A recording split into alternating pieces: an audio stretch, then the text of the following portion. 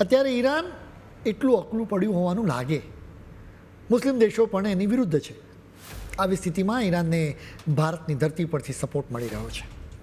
ઈરાનની મદદ કરવા માટે ભારતના લોકો અને ખાસ કરીને કાશ્મીરી ભાઈ બહેનો દિલ ખોલીને આગળ આવ્યા છે. આ લોકો પોતાની રોકડ રકમ, સોનું અને ઘર વખરીની ચીજો દાનમાં આપી રહ્યા છે. આ બધામાં એક મહિલાની વાત તો સીધી કાળજાને સ્પર્શી જાય એવી છે. ભારતમાં ઈરાનની એમ્બેસીએ પોતે સોશિયલ મીડિયા પર લખ્યું છે કે કાશ્મીરની એક મહિલાએ પોતાના પતિની છેલ્લી યાદગીરી સમાન એવું સોનું દાનમાં આપી દીધું છે. આ મહિલાના પતિને ગુજરી ગયાને 28 વર્ષ થઈ ગયા. તેણે આટલા દાયકાઓથી એ સોનું સાચવી રાખ્યું હતું, પરંતુ અત્યારે ઈરાન માટે એણે બધું જ આપી દીધું છે. ઈરાની એમ્બેસીએ પણ આ નિસ્વાર્થ ભાવના જોઈને ભારતનો અને એ મહિલાનો આભાર માનતા લખ્યું છે કે તમારા આંસુ અને આ પવિત્ર લાગણીઓ જ અમારા માટે સૌથી મોટી રાહત છે. કાશ્મીરની ખીણમાં અત્યારે માનવતાનો જુવાળ ઉમટ્યો છે. બડગામ અને આસપાસના વિસ્તારોમાં તો લોકોએ મસ્જિદોની બહાર દાન માટે ખાસ સ્ટોલ લગાવી દીધા છે. શિયાઓની બહુમતીવાળા વિસ્તારોમાં દાનનો પ્રવાહ વહ્યો છે. ઈરાનમાં મુખ્યત્વે શિયાઓની જ બહુમતી છે, એટલે જ કાશ્મીરના શિયાઓ મદદ કરવા માટે આગળ આવ્યા છે.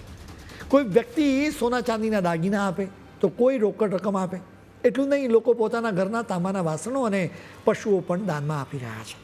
લોકો કહે છે કે અમારી માતાઓ અને બહેનોએ પોતાના કિંમતી ઘરેણાં હોમી દીધા છે, જેથી મુશ્કેલીમાં ફસાયેલા ઈરાનના લોકોને મદદ મળી શકે.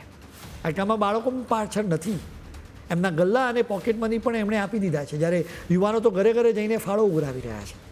આ લોકોનું માનવું છે કે ઈરાન પર લાદવામાં આવેલા આ ગેરકાયદે યુદ્ધમાં જે પાયમાલી થઈ છે એમાં મદદ કરવી એ સભ્ય દુનિયાની ફરજ છે. ઈરાની એમ્બેસીએ જે તસવીરો શેર કરી છે એમાં દાગીના અને વાસણોના ઢગલા જોઈ શકાય છે. અને આ પ્રેમ જોઈને એમ્બેસીએ પણ કહ્યું છે કે ભારતની આ ઉદારતા અમે ક્યારેય નહીં ભૂલીએ. જોકે બેન્કિંગમાં થોડી અડચણો આવતા હવે લોકો સીધું દિલ્હીમાં ઈરાનની એમ્બેસીમાં જઈને રોકડ જમા કરાવી રહ્યા છે.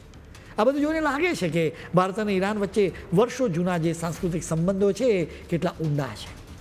બડગામના ધારાસભ્ય મુંતઝીર મહેંદીએ પોતાનો 1 મહિનાનો આખો પગાર દાનમાં આપવાની જાહેરાત કરી છે.